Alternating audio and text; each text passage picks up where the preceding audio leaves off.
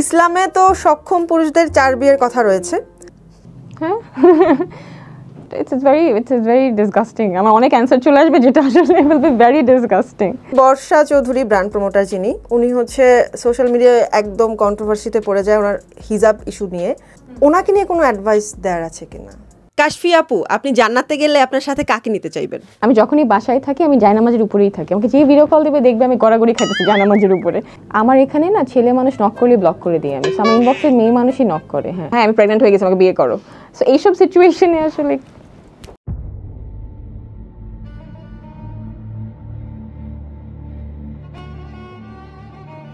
2024 সালের রমজান মাস থেকে হঠাৎ আপনার পরিবর্তন হয়, বোরকা হিজাব সাথে নিকাব পরা শুরু করলেন। এই মুহূর্তে ঠিক সেভাবেই আপনাকে আমি দেখতে পাচ্ছি। কি এমন ঘটেছিল যার জন্য এত বড় পরিবর্তন? হঠাৎ করে চিন্তা হয়েছে তা না। My family is from a very religious background. তো ওখান থেকে ঘুমটা দেওয়াটা নতুন করে আমার কোনো ইয়ে ছিল না। মানে I always saw people around me cover করতেছে বা হিজাব করতেছে, নিকাব করতেছে। I am born in a religion call Islam. আমার এটাকে স্টাডি করা লাগে নাই, এক্সপ্লোর করা লাগে নাই।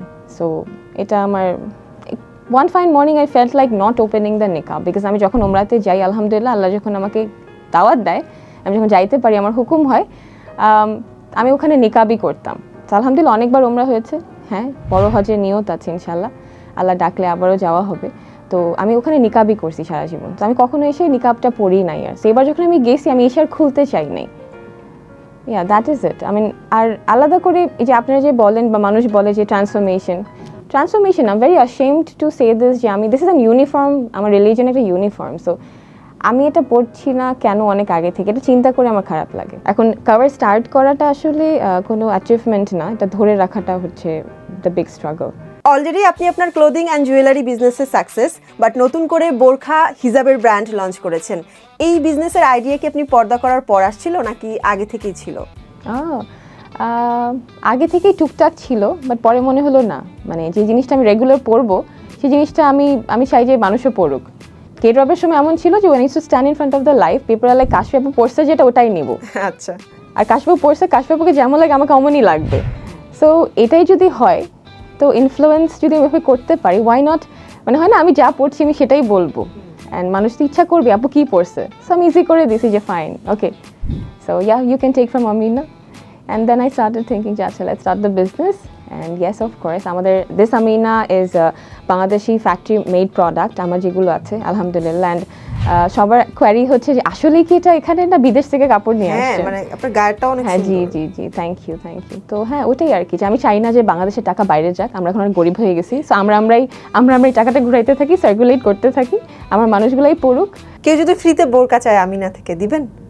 ফ্রিতে যদি বোরখা চায়, ধরুন কেনার সামর্থ্য নেই মানুষটাকে, হ্যাঁ দিব না কেন, অবশ্যই দিব, কেন দিব না? তাই বলে সবাইকে দিব না, আমি ওখানে অ্যানালাইসিস করে নিব, অডিট করে নিব। ফ্রিতে একটা কেন, আমি পুরো আমিনাই দিয়ে দিব তাকে, চাওয়ার মতো চাইতে হবে, not like please then, please then. I hate this, আমি বেগিং জিনিসটা এনকারেজ করি না। কাশফি আপু, আপনি জান্নাতে গেলে আপনার সাথে কাকে নিতে চাইবেন? আমি বলবো যে আল্লাহ আমার সামনে যত মানুষ আছে সবাইকে আপনি তো সব পারেন, আমি সব মানুষকে একটা মানুষ বানাই, তাই একটা মানুষকে আমি নিতে চাই। ও মাই গড, থিংকিং লেভেল দেখো।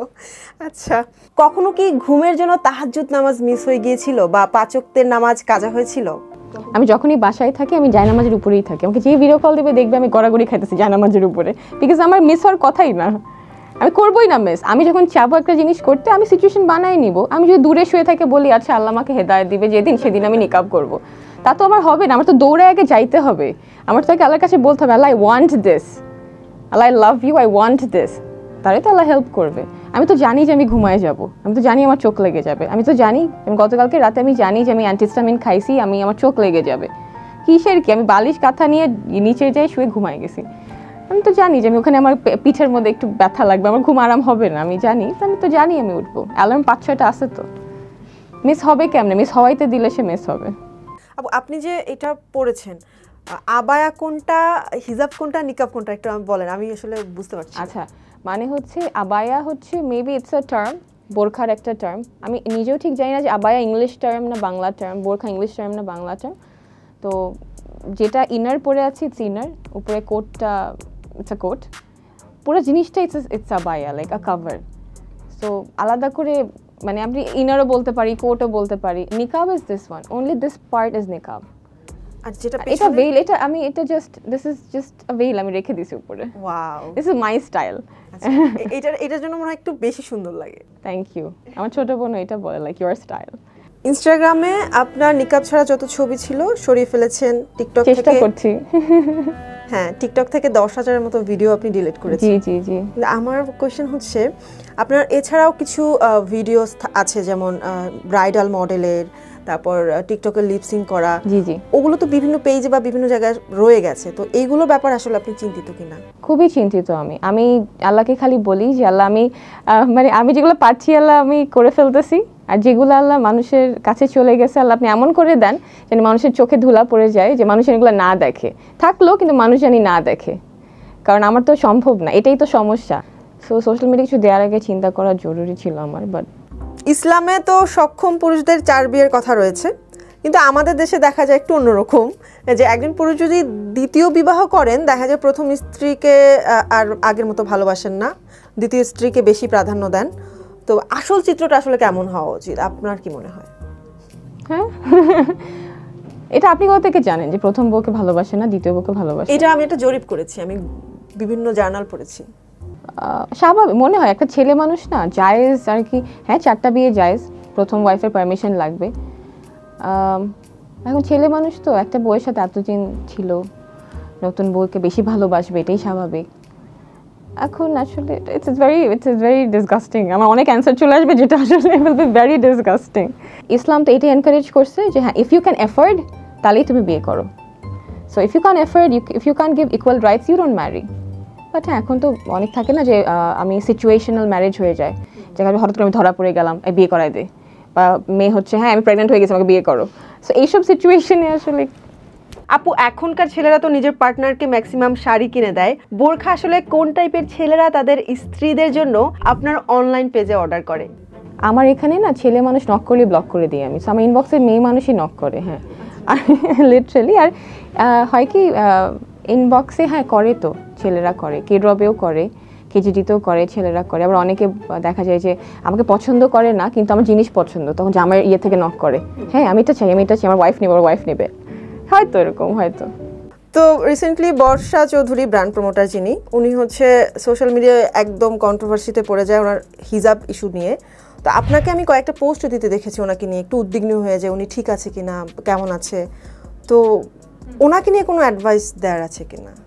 শুনেন, সবারই লাইফে কিছু না কিছু উল্টাপাল্টা থাকে।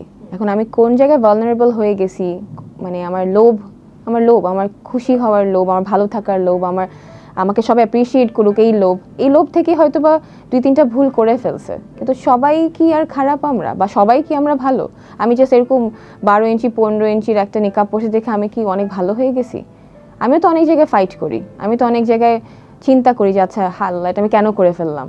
হয়তো ওই জায়গাটায় ও এখনও শিখে নাই যে কোথায় না বলা লাগে, বা ঠিক আছে আমি এগুলো করবো না, আমার লাগবে না, হয়তো এগুলো সে পারে না। আর তার মধ্যে যার মানে শেল্টার নাই, মানে একজন তার তো কোনো মেহরামই নাই, এখন বাবা হয়তো অসুস্থ বা হাজব্যান্ড নাই, তো ওখানে তো এরকম করবেই। আর একটা মেয়ের বয়স আছে না, হয়তো বা হরমোনালিও শি ইজ নট হ্যাপি, এই জন্য এগুলা তার লাইফে টুকটাক হয়। আমরাই তো এগুলো কন্ট্রোভার্সি করি। আমরা যদি তার এই ইন্টারেস্টেড না থাকতাম, এই যে তার সে যে অ্যাটেম্পটা নিছে, হ্যাঁ, তো আমি যদি না দেখতাম, ভিউ যদি না হইতো, তাহলে ও তো ফাঁসিটাও দিত না। ও তো বারবার এসে দেখতো যে হচ্ছে আচ্ছা আমার ভিউ হচ্ছে নাকি, ভিউ দেখতো ভিউ হচ্ছে না, ফাঁসিটাই দিত না। তো আমার উচিত না যেটা না করা, আমাদের হাতেই তো সব কিছু। ওইটাই আমি আপনাকে ফার্স্টে বললাম যে নিকাব স্টার্ট করা, হিজাব স্টার্ট করা ইজ নট হার্ড। আপনি আজকে মাথায় দিয়ে চলে গেলেন, ওটা ধরে রাখতে হবে, তো দ্যাটস দ্য স্ট্রাগল। হয়তো বা আশেপাশে তার পিয়ার গ্রুপ বা তার অতটুকু সাপোর্ট ছিল না, এটাই। আর সে হয়তো মানুষের কথা বেশি শুনে।